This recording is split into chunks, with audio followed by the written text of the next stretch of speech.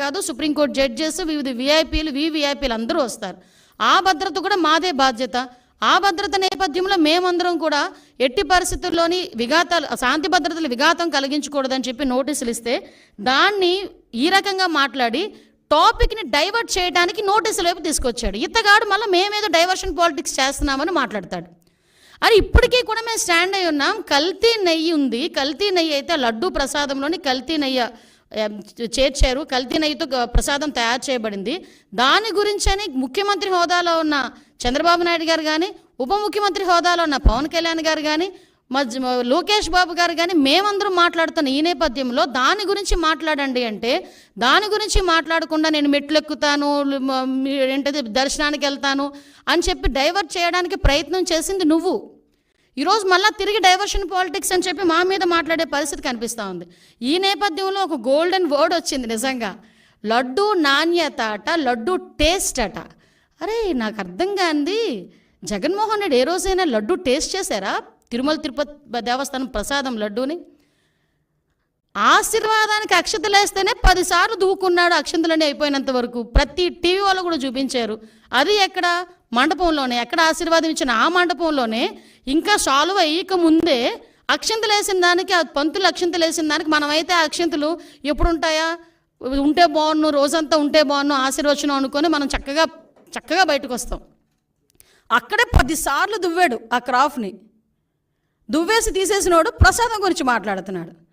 తప్పిసారి ఎవరైనా ప్రసాదం ఇస్తే టిష్యూ పేపర్లో చుట్టూ పక్కకు పెట్టే వీళ్ళు లడ్డు నాణ్యత గురించి, టేస్ట్ గురించి ఈయన చెప్పడం, మేము వినడం, అది మా దౌర్భాగ్యం. ఇటువంటి పరిస్థితుల్లోని మాట్లాడి ఈయన లడ్డు టేస్ట్ గురించి, అరే ఈ లడ్డు టేస్ట్ ఎక్కడ మనకి ప్రాబ్లం వచ్చింది అని చెప్పి ఆ రోజే జూన్ నెలలోని 12, 20, 25 తారీఖులు, జూన్ 4న వచ్చిన లారీల్లో 4 సంబంధించిన నెయ్యి ట్యాంకర్లని ముందు యూజ్ చేశారు. ఆ ముందు యూజ్ చేసిన నెయ్యి ట్యాంకర్లలోని ఆ నెయ్యి ప్రాబ్లంగా ఉందని ప్రతి భక్తుల దగ్గర నుంచి ఫిర్యాదులు అందిన తర్వాత మిగతా 4 ట్యాంకర్లకి మేము టెస్టులు చేపిస్తే ఆ టెస్టులు ఎన్డీడీబీ రిపోర్టుల ప్రకారం అందులోని కల్తీ జరిగింది, జంతువుల కొవ్వు కలిసింది అని చాలా క్లియర్గా దానిలో మెన్షన్ చేస్తే దాని గురించి అని చెప్పి మాట్లాడరా అంటే దాని గురించి మాట్లాడకుండా ఎన్డీడీబీ రిపోర్ట్లో డిస్క్లైమర్ గురించి మాట్లాడతాడు. అక్కడే అతగాడి తెలివితేటలు బుర్రలోంచి మోకాల్లోకి వచ్చేసాయని సంగతి అర్థమవుతుంది. అరే డిస్క్లైమర్ అన్నది ప్రతి దానికి కామన్. అది నువ్వు తలనొప్పి డోలో ట్యాబ్లెట్ వేసుకున్నా కూడా డిస్క్లైమర్ ఉంటుంది, తెలుసా నీకు? ఒక ఏంటది, మనం ఎల్ఐసికి సంబంధించి ఏదైనా మనం ప్రీమియం ఏదైనా పెట్టుకున్నాం అనుకోండి, దాంట్లో కూడా కింద డిస్క్లైమర్ ఉంటుంది. నువ్వు ఎక్కడికి వెళ్ళి ఏ వస్తువు కొన్నా కూడా డిస్క్లైమర్ ఉంటుంది. ఆ డిస్క్లైమర్లో నాడేదో రాశాడని చెప్పేసి దాని గురించి మాట్లాడుతున్నావు.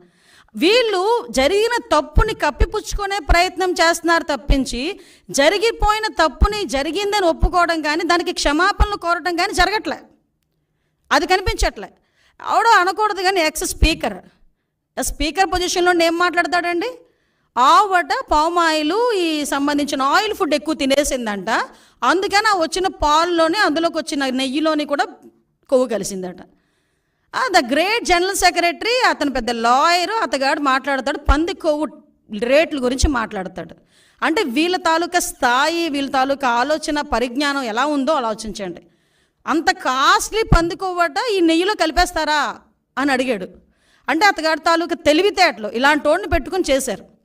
దీవన్నిటికీ కూడా సిట్ ఏర్పాటు చేస్తే సిట్ కూడా సొంత మనుషులతో చేయించారు సిట్ అన్నాడు. లేకపోతే సాక్షి ఉద్యోగస్తులతో ఏమంటారా? సాక్షి ఉద్యోగస్తులతో వేసేది సిట్ కాదయా, ప్రభుత్వ ఉద్యోగస్తులతో వేసేది సిట్టు. ఈ అధికారులందరూ కూడా నీవు పనిచేసినప్పుడు, నువ్వు ముఖ్యమంత్రి ఉన్నప్పుడు కూడా పనిచేసిన వాళ్ళే. ప్రభుత్వ ఉద్యోగులు, పోలీస్ డిపార్ట్మెంట్ వాళ్ళు ఒక ఐజీ ర్యాంకర్ని సిట్ ఏర్పాటు చేసి ఆ సిట్కి మీరు సిట్కి మొత్తం అంతా రెడీ చేసి దర్యాప్తు చేయండి అని చెప్తే ఆ సిట్ మీద కూడా మీరు కామెంట్ చేస్తున్నారంటే మీరు తప్పుని కప్పిపుచ్చుకోవడానికి ఎంత ప్రయత్నం చేస్తున్నారు? మరి విజిలెన్స్ ఎంక్వైరీ వద్దు అని చెప్పి ఎందుకు కోర్టులకు వెళ్ళే పరిస్థితి వచ్చింది? అసలు యాక్చువల్గా ఈ తిరుమల తిరుపతి దేవస్థానం తాలూకా లడ్డు గురించి కూడా మాట్లాడకూడదు అని వీళ్ళు ఎక్కడో కూడా ఒక ఇది కూడా పెట్టారు, కేసు కూడా వేశారు. సుప్రీంకోర్టులో గ్యాగ్ ఆర్డర్ కోసం పిటిషన్ వేశారు వీళ్ళు.